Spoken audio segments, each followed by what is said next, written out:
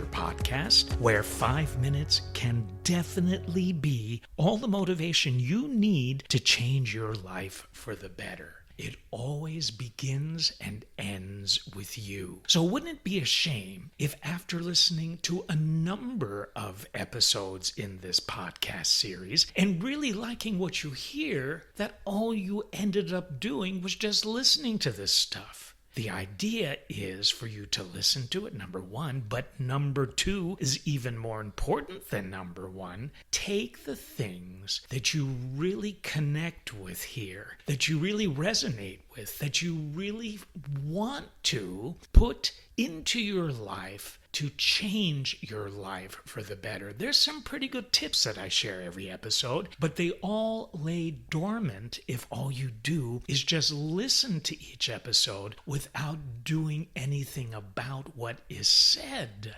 during each episode. Like I say, it always begins and ends with you. And with that, here's the topic for this episode: how to change bad habits into good habits. So, suffice it to say that as a human being is, so a human being does. And it's part of our life journey to experience bad habits from time to time, to choose bad habits from time to time. But the thing I want you to be aware of, if you're aware that you have a bad habit or two, is this good for you? Is it good for your future? Is it good for you right now? Is it something that now that you're aware of, you really want to shift the bad habit or habits into good habits? Again, if you continue to let bad habits be bad habits and not do anything about wanting to shift or change those bad habits, well, then bad habits and that energy is just going to stay with you as you continue into your future.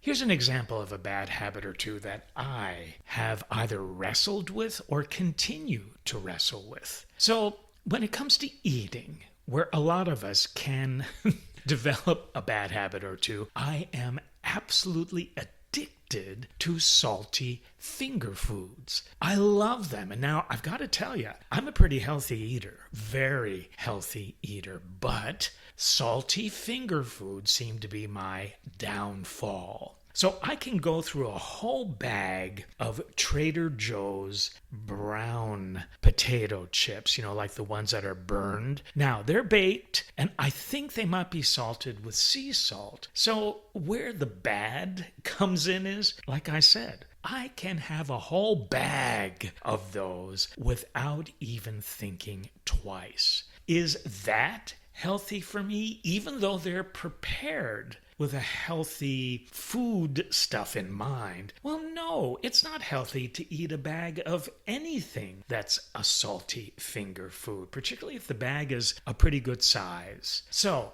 here's what you do about bad habits and how to change them into good habits. And it can be very simple. Don't try to eliminate a bad habit, right? You just can't necessarily cut it out in 5 minutes and never return to it again. Now, that's fully possible. But I've learned for me, it's important and very beneficial to change bad habits into good by taking it slow. The smallest steps forward create the biggest waves of change. So here's what I did. Do I go to Trader Joe's every so often and happen to buy a bag of those type of potato chips? Yeah. I mean, they're calling me when I walk down that aisle. I can't ignore them. That would be cruel.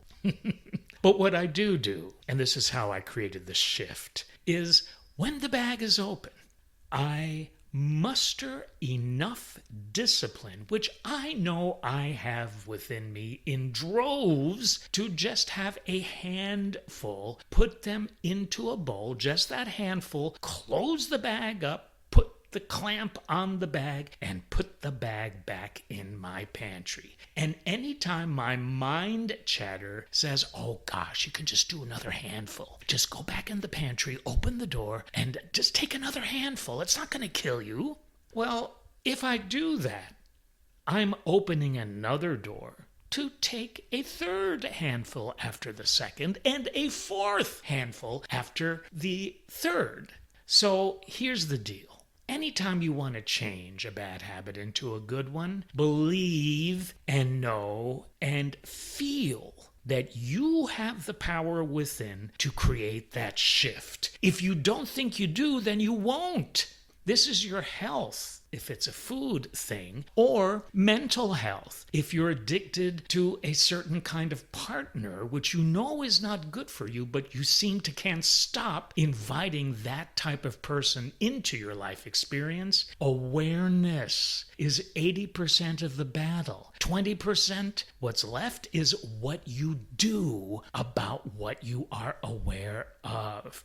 Put the brakes on slightly. Just pump them, right? And when you see that you are falling into the same relationship toxic trap that you've experienced for the last number of years with a whole number of partners, say to yourself, no. This way you open the door for something much better to come in. But if you keep repeating bad habit cycles and modes of thinking, you'll never invite something better into your life experience. And you deserve the best. I don't care what anybody has said to you in your past or present. The hell with them. If they can't take a joke, you deserve to thrive on good habits and not bad. So, in conclusion, be aware, number one, of the bad habit that you keep seeming to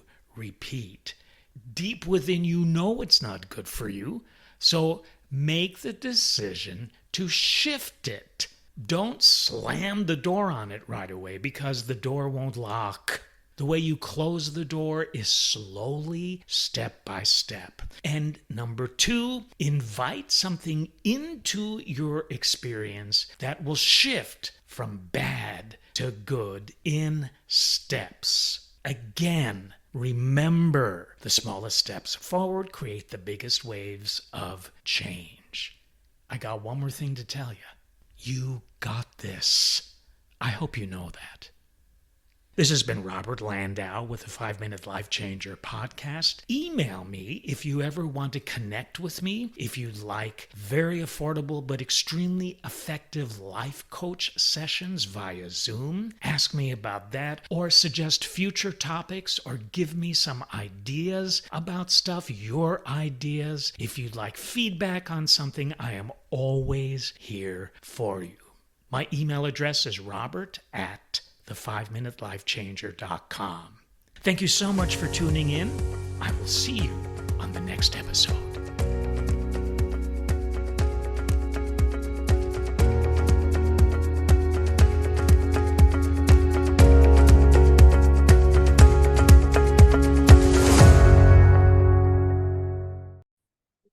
Thanks so much for watching. If you liked what you saw, if you resonated with it, please give the video a like.